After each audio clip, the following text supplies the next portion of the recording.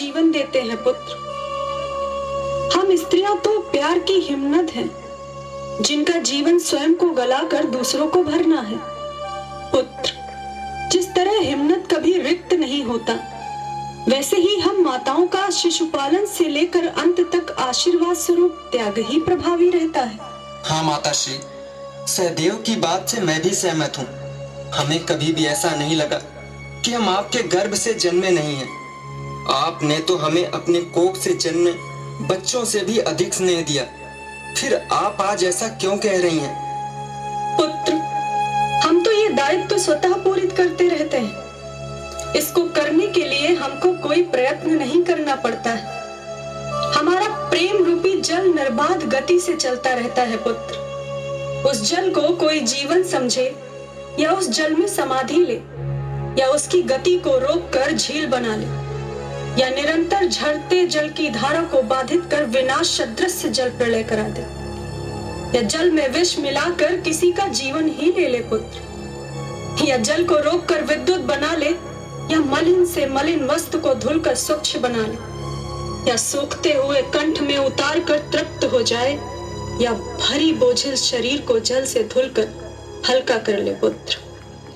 हे गंगानंदन पितामह, आपने माता की महत्ता को दीप्तमान किया। अब पांडवों को राजनीतिक सामाजिक जीवन की महत्ता, निष्णांत व्यवहार और कर्म को व्याख्यात करने का कष्ट करिए। आप पृथ्वी पर न्याय की प्रतिमूर्ति, ज्ञान की गंगा, संयम के योद्धा, शक्ति की संज्ञा है पितामह। आप इन पांडवों में इस सर्वनाश के पश्चात आशा की चमक, उत्साह की पुलक पैदा करिए। ये पांडव युद्ध के उपरांत निराश हो गए हैं। ताश्री, इन्हें ये समझाइए कि पृथ्वी पर ही भूकंप आता है और यही भूकंप पृथ्वी पर सब कुछ मटिया मेट कर तहस नहस कर देता है। परंतु इसी विध्वंस से जीवन के नए पल्लव पुष्पित व पल्लवित होते हैं। मनुष्य भी इस भूकंप के उपरांत पृथ्वी को छोड़ नहीं देता, अपितु इसी पृथ्वी पर ही नए सिरे से जीवन प्रारंभ। सब जगत पालक, जगत जनार्दन के स्नेह पात्र, और जब सूर्य ही चमक रहा हो तो भला दीपक का क्या काम? फिर भी पुत्र अनुष्ठान आदि में दीपक दिन में ही प्रज्वलित करते, तो ये भी एक अनुष्ठान ही है हस्तिनापुर के लिए। हे धर्मराज, मैंने पर क्यों युद्ध लड़े? उनको भी सोचना चाहिए। यदि उनको ये ज्ञात हो कि युद्ध अनुचित लड़ा जा रहा है, तो योद्धा लड़ने से मना कर दें। क्या ये सैनिकों को सोचने का अधिकार नहीं है? उनके ऐसा करने से कम नरसंहार तो कम हो सकता है। पितामह, इस युद्ध में मेरे पिता और भाई कौरव सेना से और मेरे पति पांडव सेना के पक्ष में युद्ध करते हुए वीर गति को प्राप्त हो गए।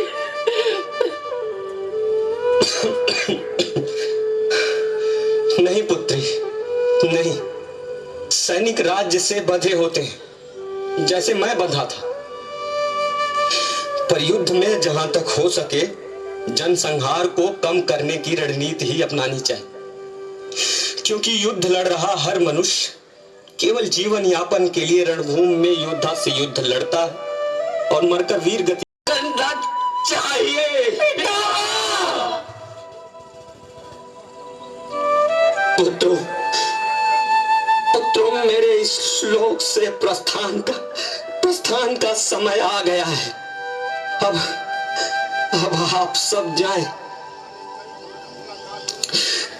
और अपने दायित्वों का निर्वहन कुशलता पूर्वक करें। जाइए, मैं अब एकांत में अपनी माताश्री से बात करना चाहता हूं। जाइए। आइए, सभी पितामह को अकेला छोड़ दीजिए। प्रणाम ताश्री। प्रणाम ताश्री, प्रणाम। प्रणाम ताश्री। प्रणाम ताश्री। प्रणाम पितामह। प्रणाम पितामह। प्रणाम पितामह।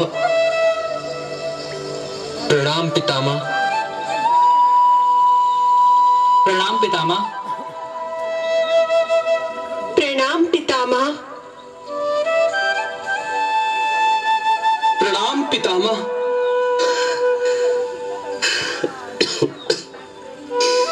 हे केशव, मुझे तुम्हारे अतिरिक्त कोई नहीं समझ सकता, कोई नहीं। तुम तो मेरी पीड़ा समझते हो ना। पितामह, मैं सब कुछ समझता हूं, और क्या मेरा समझ लेना आपके लिए पर्याप्त नहीं? आज्ञा दीजिए। प्रणाम। प्रणाम।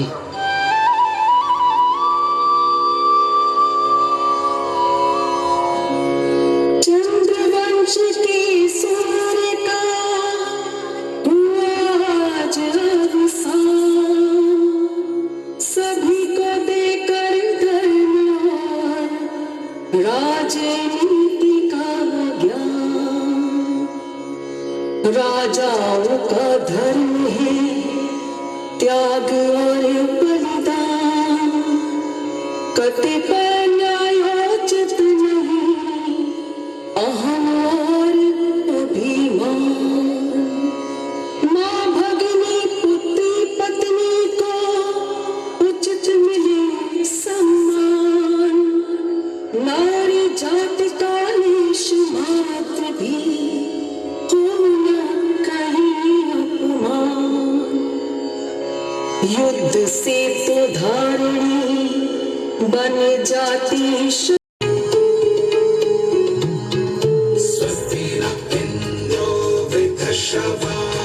स्वस्ति नः पूषा विश्ववेदाः स्वस्ति नस्तारक्षो अरिष्टनेमिः स्वस्ति नो बृहस्पतिर्दधातु।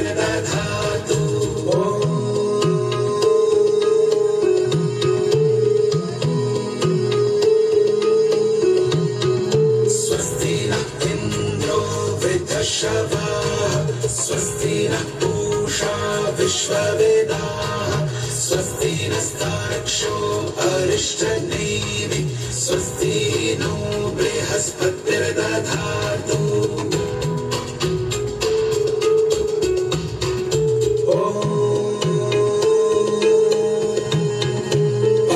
पयपृथिव्यां पयोषधीषु पयो दिव्यन्तरिक्षे पयोधाः पयस्वतीः प्रदिशन्तु मह्यम्।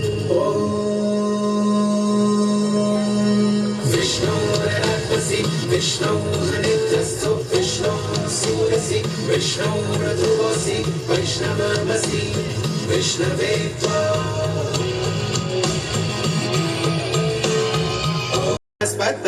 शान्ति विश्वे देवाः शान्ति ब्रह्म शान्तिः सर्वं शान्तिः शान्तिरेव शान्तिः सामा शान्तिरेधि।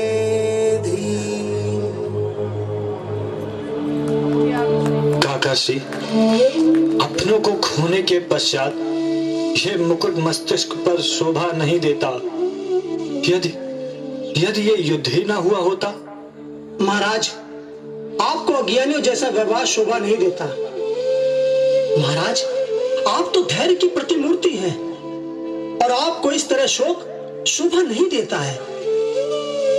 राजा को तो ऐसे ही सदैव संभव में ही रहना उचित होता है।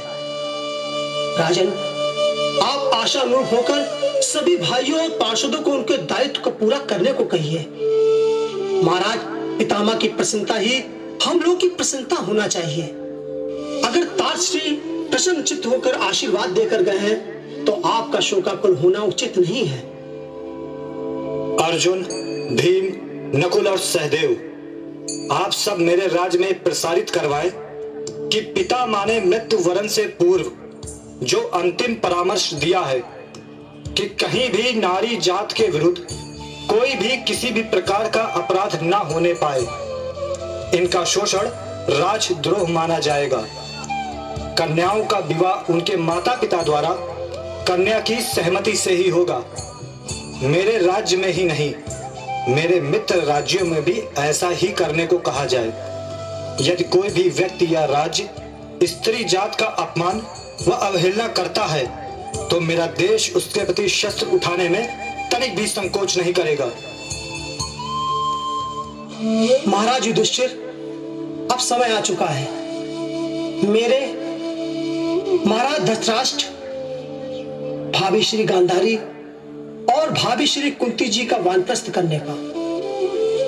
अब आप हम सबको वानप्रस्थ प्रस्थान करने की आज्ञा दीजिए। काकाश्री, आप सब चले जाएंगे तो हम सब अनाथ हो जाएंगे। नहीं, मैं आप सबको ये आज्ञा नहीं दे सकता। भ्राताश्री, आयुष्मान भव।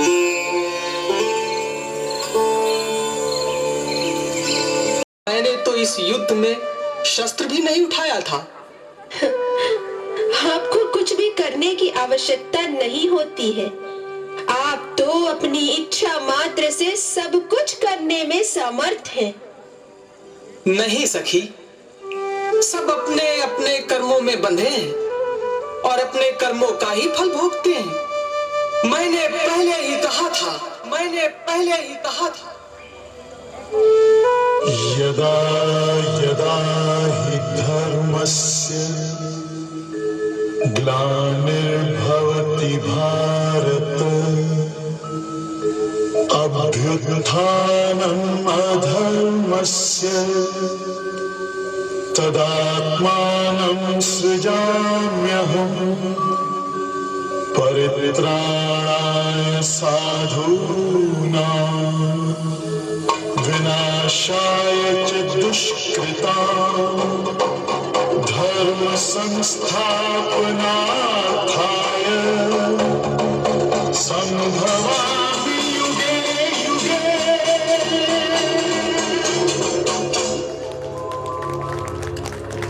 मैं प्रकट होता हूँ, मैं आता हूँ। जब जब धर्म की हानि होती है तब तब मैं आता हूँ। जब जब अधर्म बढ़ता है तब तब मैं आता हूँ। सज्जन लोगों की रक्षा के लिए मैं आता हूँ। दुष्टों का विनाश करने के लिए मैं आता हूँ।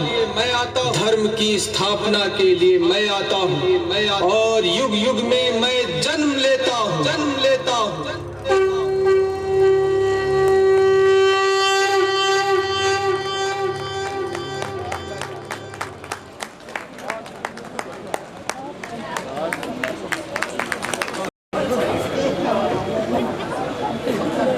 बहुत ही खूबसूरत है कि मैं क्या बोलूं। बहुत ही खूबसूरती से हर एक किरदार ने अपनी मनोदशा को दर्शाया है। बहुत ही खूबसूरत तरीके से शब्दों को गढ़ा गया था और सच बोलूं तो बहुत ही शानदार प्रस्तुति रही है ये। It was a wonderfully spectacular performance and all thanks to अनादि सांस्कृतिक शैक्षिक एवं सामाजिक संस्था। बहुत ही खूबसूरत प्रस्तुति आपकी रही। मैं चाहूंगी कि एक बार आप जोरदार तालियां बजा दें। बड़ी देर से आप हाथ बांधे बैठे हुए होंगे, थोड़ा सा एक्सरसाइज आपके हाथों को भी मिल जाएगा।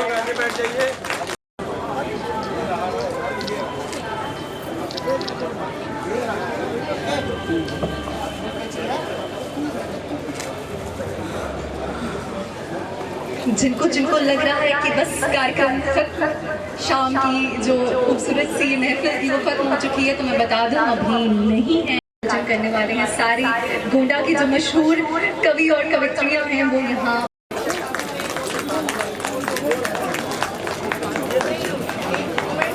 और ये ग्रंथ रत्न महाभारत से लिया गया है जिसको आधुनिक परिप्रेक्ष्य में लिखा गया है। कई बार हम कहते हैं ना कि कुछ चीजें पुरानी हैं, माइथोलॉजिकल है, हमने नाम दे दिया है माइथोलॉजिकल का उन्हें, मगर सच बोलूं तो वो गतिशील है। They are very dynamic in nature और वो कहीं ना कहीं हम उसको अपने अकॉर्डिंग ढाल करके कहीं ना कहीं उसमें से कुछ अंश ले करके अपने लाइफ हो सकते हैं। ये इस नाट्य के माध्यम से हमने जाना।